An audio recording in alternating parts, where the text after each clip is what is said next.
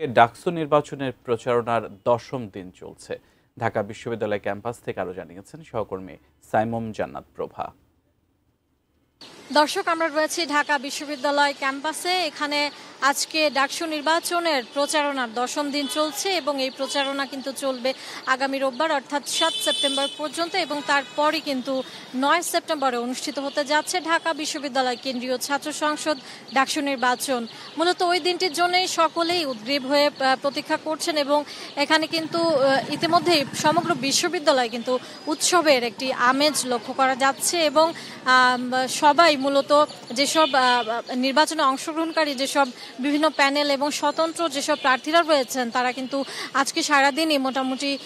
প্রচারণা চালিয়েছেন এবং শিক্ষার্থীদের সঙ্গে কিন্তু মত বিনিময়ের একটা চেষ্টা তারা করছেন এবং কিছু সংখ্যক ব্যক্তির বিরুদ্ধে সাইবার বুলিং সহ নারী শিক্ষার্থীদের ভোট কেন্দ্রে আসা নিয়ে কিন্তু শঙ্কা প্রকাশ করেছেন এবং তারা অভিযোগ করছেন যে একটি পক্ষ কিন্তু এই নির্বাচনকে বাধাগ্রস্ত করার জন্য কিন্তু কাজ করছে অফলাইন এবং অনলাইনে এবং তারা একটি বিশ্ববিদ্যালয় প্রশাসন এবং নির্বাচন কমিশনের কাছে তারা আহ্বান জানিয়েছেন যেন এই সাইবার বুলিং এবং যেই শঙ্কা তারা করছেন এগুলো যেন কঠোর হস্তে দমন করা হয় এবং তারা প্রত্যাশা করছেন একটি সুষ্ঠু, সুন্দর এবং নিরপেক্ষ ডাকসু নির্বাচন যার মাধ্যমে শিক্ষার্থীরা তাদের পছন্দের এবং যোগ্য নেতৃত্বকে বের করে আনবেন।